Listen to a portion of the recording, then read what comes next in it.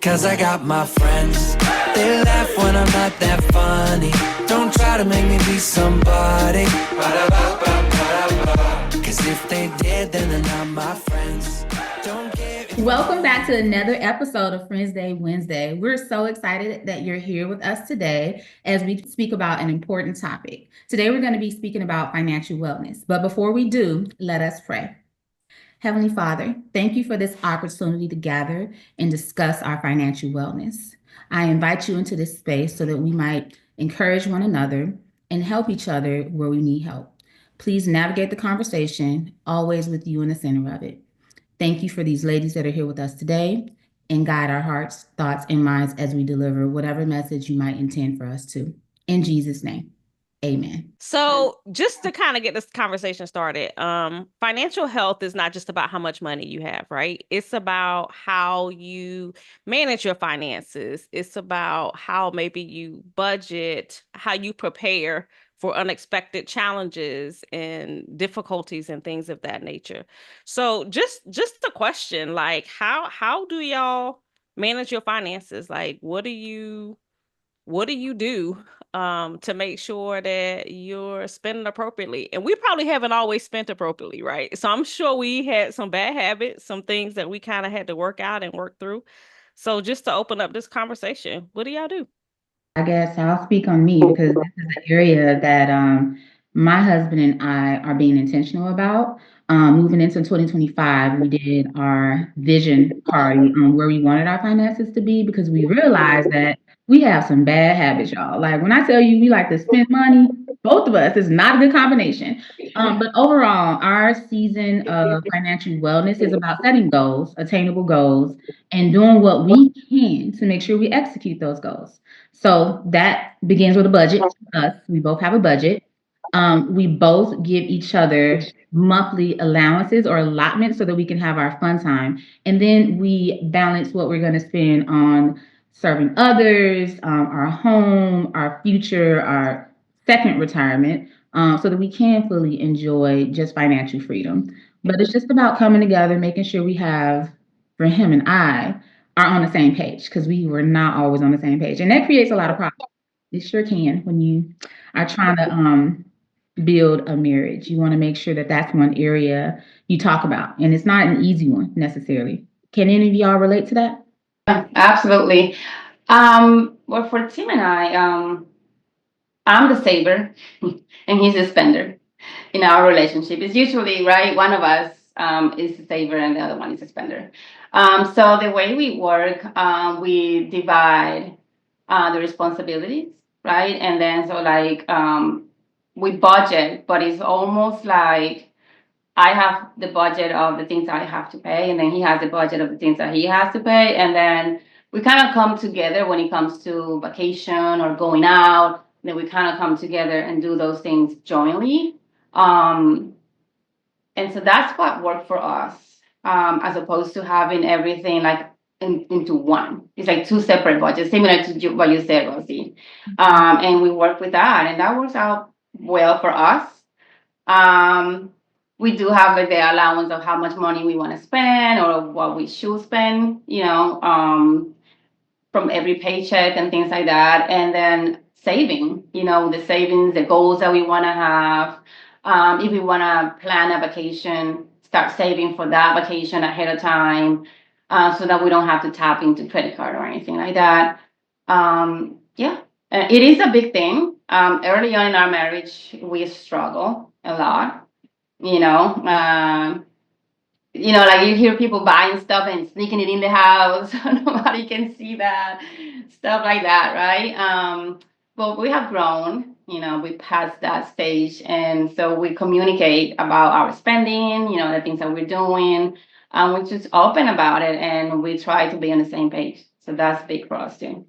Mm. My husband and I, it has been trial and error.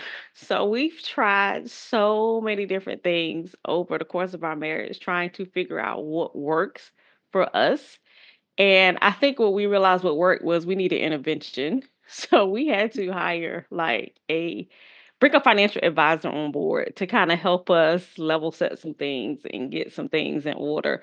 because like I said, we tried 100 different things and we were struggling to try to figure out one bank account, two bank accounts, allowance, no allowance, who's handling it, who's not handling it, what should our budget be, what should our budget not be, right? So we were just having a slew of different conversations. And I think the biggest thing that we realized is that we had one bank account, but we had two totally different visions about what we wanted to spend, how we wanted to spend, what we wanted to plan. So for us, it was getting somebody to help us kind of put some things in order. And so that has worked. I wish we would have figured it out like a bunch of years ago, but the thing is that we did eventually figure it out. And so we have a budget. Um, we have one account, and then we have our separate accounts that we kind of have what we call like our petty cash and things of that nature. Um, we we pay out through the one account credit cards and things like that, so we basically set a budget for everything. And somebody once told us, I think we talked about this in church, like if you don't tell your money where to go, it'll go everywhere it wants to go. Nowhere you really want it to go. And so we just had to learn to manage our finances, which was different. So that's what we doing. We As got a help. Okay. So with that help, Janae, with the advising, what did they add to your financial planning that was beneficial for you and your husband? What type of tools or tips did they give you? I think it was just the questions of, right, so what are your goals? What are you asking each one of us individually and then asking us collectively? And then asking us kind of what we had in place. And we kind of had to open the door, which at first is like, kind of open the door to our financial habits and our spend habits so they could be truthful and honest. Like, I see y'all spend a lot of money on this. Like, y'all say y'all don't shop a lot, but I still say I don't shop a lot. My Mhm. kids shop a lot. So it was like, you got a lot of Amazon things out here on this thing, or you go out to eat a lot, just helping us see ourselves. And then also kind of helping us say, okay, so these are the things that how much you're spending and how much you need to spend. And then it got us thinking about other things that we just recognized were out of order, from um wills to life insurance. So it was a bunch of stuff, retirement planning, 401k.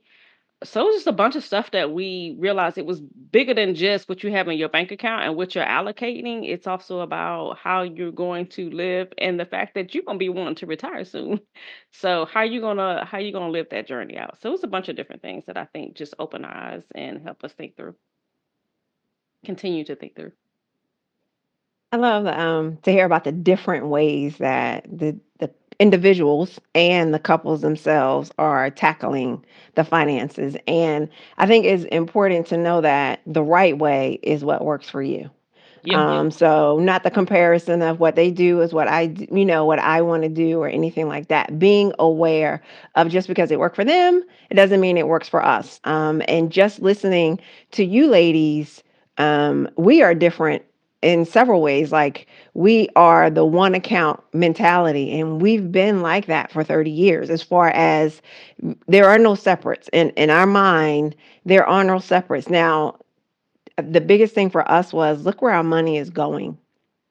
And so once we had to really get that reality of sitting down and tracking it and looking where it was going, I think that was the hardest step because it's something you have to face. Like, wow, oh, you spending a lot on this and on that, but it also opens the door for getting better. And so for us, it was, and it took us a long time to get here, but once we sat down and looked at it, then it was like, okay, God, we've struggled for a long time. It's time to invite you in. Like you gotta, we need you in this area. And it wasn't, so I think the first thing for us was making sure that God was in the mix. Um, we exclude it was so easy for us to exclude him on the finances because it just didn't seem like almost like he fit. And once we pulled him in, it was like, oh, like things are making so much more sense now, because he was like guiding us. But for us, one of the differences that I hear now is that we are one account, one operating account, one savings account. And everything goes through that. Anything for the kids, we bouncing it off of each other. We have a dollar max, like anything over $200. We're talking about it before it's spent. Before it's spent. So it's not any of that hiding or anything like that. It's like if I do it, he's gonna see it. If he does it, I'm going to see it. And there are no surprises because if it was over a certain amount, we've talked about it already. And I thought in like I love what Odala said is she recognizes that she's the saver and her husband is the spender. We're the same way. But I also had to learn that I have to respect that mentality that he has because we're going to bump heads if I try to make him into a saver and he's a spender. And the same, he has to accept that my mentality on debt is a whole lot different than his. And so he has to realize that, and we have to come together and talk about how we can work through it. So I think that's where the difference is. So I love to hear the different ways and the different how we're attacking this thing, but it's all for one common goal. Yeah, I love that you said that, Keisha, having to understand and respect where each other are in regards to spending.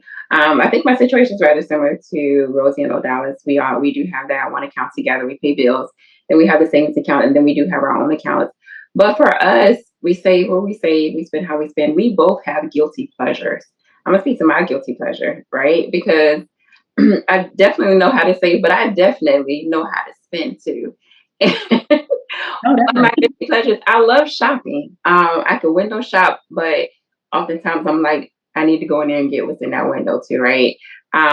Clothes and shoes is my guilty pleasure, and then my 4-year-old daughter is my guilty pleasure. Shopping for whatever it is for her. But the main thing is inviting God into both of those spaces where I've had to create an expense account just for the things that I enjoy getting for her. Also understanding that what I get for her, I recycle it too. Like her shoes, I resell her shoes, and that's how I continue to spend for her. It goes into her account when I spend. We wrote a book, and that's the way that I have an expense account for her as well. So, what are you all's guilty pleasures? If you have them, if not, that's cool too. But if not, what is your guilty pleasure? Mine is I don't even know is so mine is the kids and not even because they're not even kids, it's my young adults. And my husband and I have this conversation all the time because he's like, you would go in the store and trip because shopping is not my thing. I like food, but I don't spend like that. It is I can go into a store and be struggling whether or not I'm gonna pay $20 for a blouse and then go to 3 stores. And my husband's like, for all the gas you spent, you could have bought that blouse, right? But let the kids call me. I might fuss and be like, "Ma, I need $200." And we have a cap too, Keisha. We have a cap for our young adults and how much and that is the thing that I blow, right? So that's why it's my guilty pleasure because that is the thing that I tend to go over and not adhere to because when they call, especially them little young ladies of mine, it's just like when I don't want them to be at college hungry. They won't be at college hungry because they got a meal plan. But I just I just feel like, oh, they need this outfit or that's mine. That's mine. I can Blowing the budget. I can relate to that, but for me, it's more of buying stuff for the house, like decorations. I love decorating, even though I do try to be like, okay, do I need this or is this a want? It's funny because we're talking about this today, and our message today was about that in church today, how Jesus came to fulfill our needs, not our wants. So anyway, talking about money, I have to ask myself before I buy it, like, do I need it? Do I even have a place where I can put this beautiful piece of whatever decoration? And then I bring it home and I'm like, I don't even have where to put this. So that would be my guilty pleasure, and I try to do better. Oh, that's refreshing to hear. I think for me, it depends on the season. Right now, I used to be like Dallas. I used to love buying decor for the home. And I was just telling Anita the other day, like, I've not been myself because usually every season I'm changing everything out. So I had the same stuff for the last 2 years and it's driving me crazy. So now I'm getting back into buying things for the home. Recently, I love candles. And so anytime there's a sale at Bath and Body Works, I'm gonna spend $200. I mean, he already know, don't even ask no questions. Will the box come? That's what it is. So candles, and then I'm in a season now that I'm learning who Rosie is outside of my military career because I was wearing a uniform for 22 years. I wasn't able to get blue nails or wear eyelashes or color my hair. So that is my most recent guilty pleasure, my self care, getting my nails done, my lashes done. Like that is a part of my personal budget. And I like clothes. However, I usually do big like hauls a couple of times a year. I don't go shopping as much as I used to, but I told y'all I got a spending problem. But I like to save too. So it just really depends on the season that I'm in, whether I'm trying to take care of myself or pour more into the house. Now with the kids, they don't ask for a whole lot. But as far as expenses for them, we like to give them incentives. So when it comes to their grades and things like that, we will basically incentivize them by giving them money in that way. And they don't ask for a whole lot. When they were younger, I would spend a lot of money on them, but now it's, pretty much they're easy. They do what they do with their own funds. And I just try to put it on me. And that was a long answer just to get to I'm a shopaholic, y'all. I got a problem. And help. So I hear a lot, and you ladies are shoppers. So what is your perspective on debt, and has it changed over time? This is probably not the best mentality, but I don't mind debt depending on what it is. We try not to have a whole lot of liabilities, and we've been in and out of debt several times since we've been married.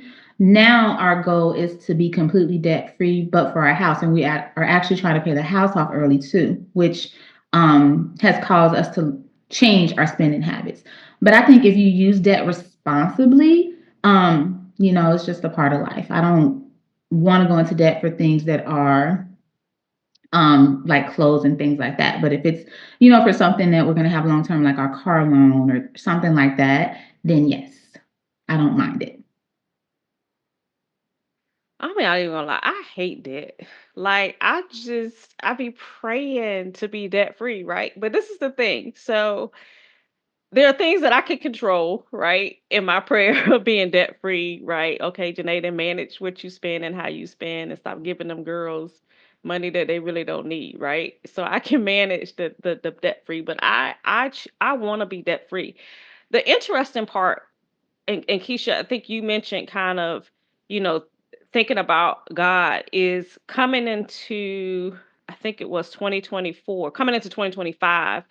I was just kind of seeking God on my finances. And I feel like I was led to, you got to be a good steward. You got to be a good steward over your finances and your money. So that was one of the things also to kind of lead us to seeking a financial advisor. Like it was being impressed upon me. You got to be a good steward. And this is the thing, I thought that I was kind of being a good steward because I had some excess money, right? I'm not even gonna say it seemed like excess money, but when I actually looked at the fact that I wasn't saving the amount that I needed to be saving, that I wasn't paying things the way that I need to be paying, then I realized that it really wasn't excess money. I think that was one of the things to bring into like my spending. But the changing over the years was when the kids were all here, I was way more frugal. Like y'all, I lie to y'all not. I had a grocery list. I would plan meals out. I had a grocery list, and beside each item, I had cheese is $2.50. This is da da da da da. And if I went in a grocery store and it was over $2.50, we weren't having mac and cheese that week. I wasn't getting cheese, right? Because it was over my planned budget. I would coupon. I would do all of these things when the kids were in the house. Also, I think when our budget was different. As our lives evolved, the kids started moving out, you start getting pay raises, you get promotions, all of these things start to change. I walked away from that minute type budgeting, from being frugal, not even going in the grocery store with a list, just going aisle to aisle. I want this, ridiculousness. And I think when the Lord called me on the carpet to be like, you got to be a better steward, right? So it wasn't just paying your tithes. It's how are you managing? Like, if I can't trust you with this, right? I'm giving you increase, but I didn't give you increase to get into debt. I gave you increase so that you can have overflow, so that you could bless somebody else because that's what you prayed for. So I had to really rein in my spending. So I went from being frugal to be in a hot mess, not a hot mess, but to not being as frugal, now to back to managing my expenses. I'm not frugal like I was, but managing my expenses appropriately. That's where I am right now. I don't like that same as you, Janae. I would like to pay everything off. The mortgage will be the one thing that, is gonna take longer to pay off, right? And even the cars, like I wanna pay it off and I don't wanna have a car debt, at least for a few years, because that's one of the things that you kind of have to end up getting another car because they just don't last forever, right? But I do try to not have that. And the spending habits, right? Like you were mentioning how it changes through time. And like now that, our kids are grown, are bigger, I don't watch that. It's true. Like we don't watch it as much. And you mentioned like, okay, it's not just the tithing, right? It's what I'm doing with that 90%, right? And that is so good because you can be careless. Like, okay, now I have all this, extra money, or I don't have to spend as much as I used to on the kids or food, and why not? So now I can just, I don't even have to look at the price. I'm just gonna get it because I like it, and that kind of mentality, it is reckless, and it is, am I being a good steward? So that's really good for me to hear you say that. And it is a struggle. Like I want to be able to be a good steward with what God has given me, just like you mentioned. Because I feel like if we're not, He's not gonna give us more, right? Like the abundance. And not that we want to do things because we want to get, from God. It's not that. It's just that you don't want to do the wrong things. You don't want to spend the money in the wrong places. You want to be able to be a blessing. You want to be that answered prayer to somebody. And if we are not good stewards, how are we going to be that? Yeah, Janae, it's funny that you say, like, how there was a time when I was getting promotion after promotion. I'm like, why does it seem like every time I get a promotion, like I'm not seeing the promotion, right? Inflation is doing its thing. And it wasn't inflation, it was a me thing. The more we It have, was neither more inflation. we spend, right? The more we have, sometimes the more we spend. And it was one of those things where I had to reposture exactly how I was spending things and looking at it. And just like you said, once the boys were old enough to take care of their own bills, and I'm not spending in that space as much. And of course, Olivia is still very young to where we really don't have to spend that much. But I had to do a self check, because my husband and savings was thriving. But then I'm like, I don't know, what's going on with me and my little expense account.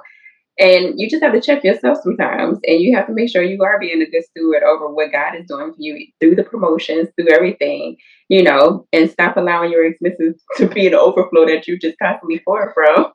Right. So, I just wanted to put that out there. Like, it ain't inflation, y'all, be you. Because it was me.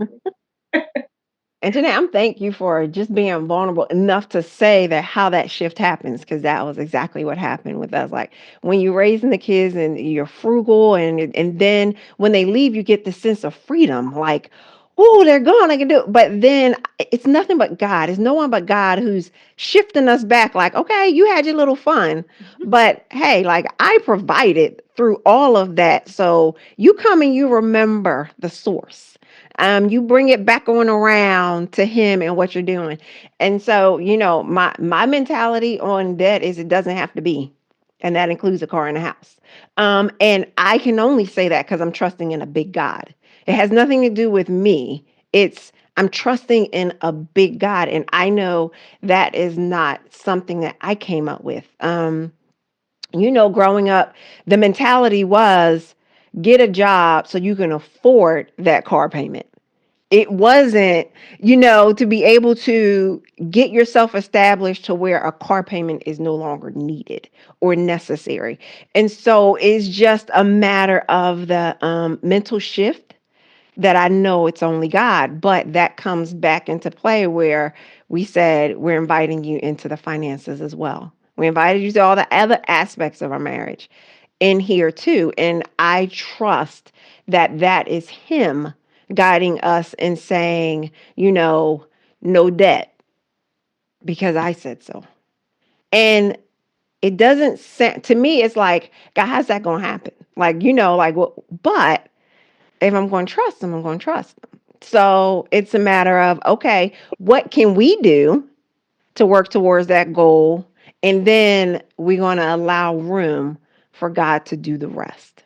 So in that, I'm saying I definitely want to, there will be a day where there will be no debt. I'm trusting him for that. Amen. I'm trusting that too. Like I'm co-signing on that because Right. listen, that was one of my goals. Like we had to. I don't really do resolutions, right? But I do set goals, and I set the vision, and that is my goal for this year to be debt free. Right now, I know it just like I'm not gonna say miracles don't happen, but I also know that I can't be out here like just throwing money up in the wind and then just thinking, oh, you're gonna be debt free. That I have an investment to make, right? I need to do my part. But I believe, Janae, you do your best and God will do the rest. So I'm gonna do my best and I'm gonna let him do the rest. That's And by right. 2025, my goal is to be debt free. Praise the Lord. Now I can say it won't happen for me in 2025, but I trust that it's going to happen. But it brings a humility. Like, you know what? That means when I go out in that garage, you going to get in that 2016 and you going to keep it rolling in 2025 like it was in 2026. I mean, and that just has to be the mentality. Like, I'm not trying to keep up with the Joneses. I'm not doing, because it's his provision that is allowing that car to start every day. So, okay, God, you're doing your part. So, all right, now I get that car paid off. We're going to move on to the next thing. And I'm not trying to rush to get another car because this one is paid off. You did that for a reason. So now those funds are going to what's next. Like what we doing next. But I know that that is something that will only be done with his help. And we're going to stumble a little bit. We're going to fall, like you said, when we kind of lost it, when the kids were gone. But I'm trusting that that is where he is trying to guide us and breaking some of these generational curses. And I know this is a long answer, but I think that's why we intentionally, when the kids were of age where they wanted cars, we said, okay, here's the deal. You get a job, you save for half. We're going to fund the other half. And so they worked sometimes over a year. They did their half. We did our part. Now you are living a life without a car payment. We're trying to show you that a car payment, we're not trying to get you in that mentality that I have to go out and get a car payment. No, it's possible. You can drive a car and you don't have to be paying for it every month. Yeah, my son, he driving around 2014, but he loved that 2014. Why? Because he paid half of that 2014 and he don't have a car payment. Listen, if they knew what we had growing up, What you talking like, about? listen, I had a big old blue old Chevy Malibu car that my mom gave me, and that's Mhm. what. Listen, I didn't want to drive anywhere, but that's that's what I had to I drive. remember that Chevy too. Yes, it was like what they call it, a hickey shicky. Man, if I we could show the pictures of our first cars, what? But we were doing listen, it, wasn't we? When we had them cars, we was doing it. but you know what, y'all? Though I love. m- So money to me was always independence, right? Getting a job, having money, not the like it was independence for me. So I worked for a long time, but for me having my own money, being able to do it like it just I feel like some generations are a little different than that, but for me, like I couldn't wait to go to work. I couldn't wait to get my license. I couldn't wait to be able to not have to ask my parents for money to get a beeper. Like I got my beeper and I could pay my bill. Like I was so proud of that. It was just different. I always enjoy having financial independence. So I have a question. So in growing up, finances was not something that we talked about a lot within the household. I saw my mom pay bills. It wasn't something that we talked about. So and not because of her or anything, but I do feel like I wasn't fully prepared in that area once I became an adult. Not even when I became an adult. Once I was out of her house in college and so forth.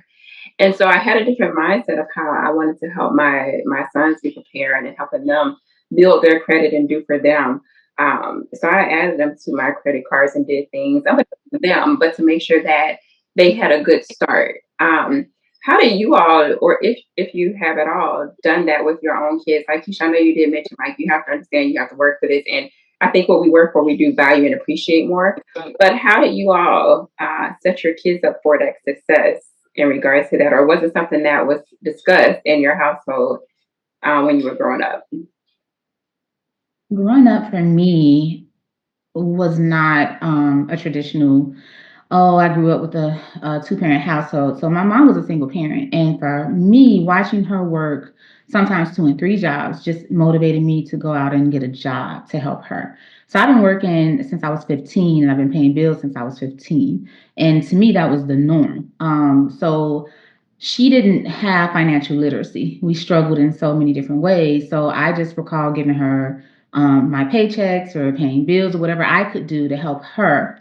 And so when I started having my own children, I wanted to do things different. And Jamal and I, we talk about our kids being spoiled, but we also want to teach them how to stand on their own 2 feet and work for the things that they want. And so we bought them all their first cars. And they didn't have to pay anything into that. However, they've always been required to have a job. You know, you need a job to be able to put gas in your car.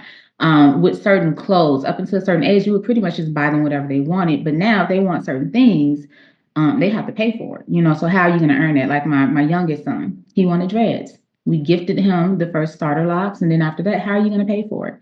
So he has to earn money or find a way to earn money to keep his hair up if he wants a certain pair of shoes. So I agree with Anita as well. My aunt taught me to establish their credit so that they wouldn't have to struggle, because sometimes when you have no credit, that is just as bad or worse as having bad credit. So putting them on our whatever bills that we have, adding them to it as authorized users and not giving them access to that card is a way that we're helping our boys along. But they all, they're doing pretty good with their money management. I would say that we could do better, but just trying to teach them that, one, they don't have any debt. We're trying to keep them from that because they do ask about credit cards because we've used them in the past. But like I was saying, we're getting to a point where we don't want to have any debt. And so we're trying to show them, hey, you can pay your house off early, or you can save money at the same time. And you still can buy yourself stuff. Because like Jay and I, we have our own allowances. What we do with it is what we do with it. So sometimes I'll stack mine up. If I want to go splurge, I'm gonna go splurge, but just teaching them how to be responsible about how they spend their money, and not have a scarcity mindset of not having it, because that's how I grew up, not really having it. So, things were just harder to come by, and you valued them when you did get them. But I guess it depends. You need to know your children. Sometimes the way you're raised comes into a factor in terms of how you spend your money. But it's a lot, depends on the person. I think how you were raised is a huge factor for us, like just paying attention and not not just running to that, and it's not discounting it, because sometimes, because I was single, raised by a single parent for a long time, and it was, that's how they managed, that's how they got through. Like, it wasn't like she was, she was being frivolous or anything. That's what she knew to make it through. And so it's no judgment or anything in there. It's just when you try to do different and you try to learn from it, okay, what can we do a little different? It's, I'm with you, Rosie. No debt, no credit cards. And when you get that job, you can't work on Sunday mornings because God first. And so you're learning that from the beginning. When you're setting that schedule, Sunday mornings are off limits because you will be in church. You will be giving it to God. You will be tithing. And that was like the first thing that we kind of did. But even as far as the credit, you're not getting, we're trying to pay off credit cards. You're not getting on our credit card. But however, you're getting that apartment. So your name's on that apartment, your name's on those utilities. We're going to make sure those things are paid for. That's how you're building your credit that way. And we're going to trust God with the other piece to it. But I'm not going to open the door to the credit card thing because we drowned in credit card debt for so long. Y'all remember the days they come on to college campuses? You get this credit card, you got that credit card. I mean, you got credit card offers coming from everywhere. And so we started talking to them early. Let us explain to you what this really does. I need y'all to see this in mom and dad. Like we were open about our finances. When we struggling, this is how we got here. You see all this student loan debt? Like we were very open with them. And that way it kind of helped them see that we're not talking from a place that we haven't been. We're just trying to shelter you from that place. Now, when they're grown, they're going to make the decisions they want to make, but it won't be because we didn't plant the seeds. And so that's like been our mentality with it, is kind of, okay, how can we accomplish these goals, but still not, because we know how it is with credit card debt. It sounds good. I'm going to pay it off every month. That sounds great. Can we do that? Until you cannot pay it off, right? Right. I said mine is a mixed bag, right? So I'll just say my husband and I had two different mentalities around finances because we had two different upbringings, right? So I was raised by a single parent. He was raised by a two-parent home. He was raised in a family unit where they were always given money, put in, didn't have to experience that figure out. We have this conversation all the time. Me, it was no, I've seen things not work out. So I've been a little bit more frugal in how I spent. So we had two different approaches. So I think it also affected how we approached conversations and money and managing with the kids. The other side of that too is we have boys and we have girls. And I also approach it differently, right, wrong, or indifferent. I approach it differently between the boys and the girls, right? So we've had the conversations. We've told them about credit cards, about spending, about budgeting, but I would allow my boys to struggle a little bit more than I would my girls because I felt like I was raising men. And like I said, right, wrong, or indifferent, people may disagree, and I'm cool with that. It is what it is. I felt like they need to know how to figure out, not saying that women don't, but they needed to figure it out. This was my thought process. They needed to be able to go out there, get a job, sustain on their own. These are not things I said God told me. These is Janae told herself these things. um, and then for the girls, I just felt like we gave them a little bit more padding, a little bit more cushion, a little bit more covering than the boys. So definitely it was like, no, y'all figure it out, y'all make it work. If y'all low on money, you can survive off a peanut butter and jelly sandwich. Whereas my girls, I'd be like, oh, they can't survive off a peanut butter and jelly sandwich. Like they need to be able to go to a real store and get food. Um, Did so that cause definitely. issues between y'all when you're saying that y'all had the different Well, I guess mentalities? approaching some things of Okay. how I think and like my husband's mind, he doesn't care the boys or the girls. He doesn't want any of them to like struggle and have to like figure it out if we can kind of help them. And for me, it's like, I'm gonna let the boys figure it out. The girls, I'm gonna help them a little bit, but then he feels like I'm helping them too much, right? It's like, oh, they're like above and beyond what you're doing and what you're giving them. And so there's definitely differences in our thought processes. It's different in how probably I've treated the girls financially and how I've treated the boys financially. But I would also say though, my maturity and my relationship with God also impacted. So of course the girls are younger, so they got more and more of the wisdom I think that I've gained in my life journey, right? So I think with my boys, them being us being a little younger in our walk in our marriage, we were figuring it out, Mhm. right? While we were raising them, the girls was different. We taught them very early on about tithing and saving and budgeting. We kind of did that towards the latter part of the boys. So the girls got a little bit more of the benefit of us pouring into them from what was being poured into us. And the boys, it was like I had to kind of backtrack a little bit and have some conversations with them and try to put some practices in place with them that I didn't do as early as I did with the girls. That's the one thing that I think that I probably would have done a little bit differently. Would have had if would have wished I would have known earlier some of the things that I know today. Just even putting them as co-signers on, like your credit cards, just helping them as they get apartments, just all of those things I kind of thought about a little later than I did. So the girls got the benefits. The boys kind of, I'm trying to catch up and helping them build and grow some things. But um I think they're doing okay, just like us. They've had to learn some lessons about decisions and choices and signing up for credit cards. I'll say this one last thing and then I'll be quiet. I think though the setup. So Keisha, you talked about not having credit cards and credit cards. My sons are 30, 25, and 24. They're at of an age when they want to do certain things like get a hotel, travel, get a rental car. The credit card becomes a necessity, right? Because that's how our society is kind of set up and established. So the conversation shifts from you can't have a credit card because right now, right, for me to tell them they can't have a credit card, that's ridiculous. Like they're out there, they're doing their thing. The conversation is to your point, whatever you spend, credit cards aren't free money, right? Whatever you spend, technically, if you don't have it to give in cash, you don't have it. Like, don't put it on that card. And I think sometimes people just see credit cards as I can swipe, swipe, swipe. That interest rate, having conversations with them about interest rate because they would sign up for the credit card and not look at the interest rate and then be like, oh my gosh, like I spent more for this shirt than the shirt is actually worth at this particular time, about paying it off versus allowing it to roll over, right, from month to month and paying it at the end of the month. Whether or not you have a yearly fee that you have to pay or whether it's a zero annual fee.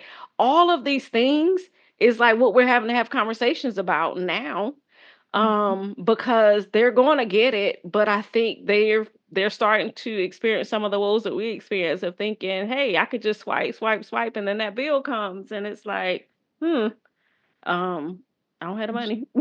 I would say the devil's advocate to that is it's not needed. It's just that if you use a debit card, they're going to hold more of the money. So it's a matter of do you have enough money to where they can put that on hold and you still don't need that credit card. Yep. So it's a matter of it. You can't use that. And if you want a credit card, yes, but you can't have the mentality, well, I can't get that if I don't have a credit card. That's not true. I agree. It's definitely about teaching and showing them how to do things responsibly. Because you have people who, like me, the more you tell me no, the more I desire to do something because no is just not good enough. You can't just give me a no and I roll with that. So it's truly about teaching them and showing them how to do things responsibly. Because a credit card does not have to be a bad thing. It may be a no for some people, but it does not have to be a bad thing if you understand how to use it responsibly.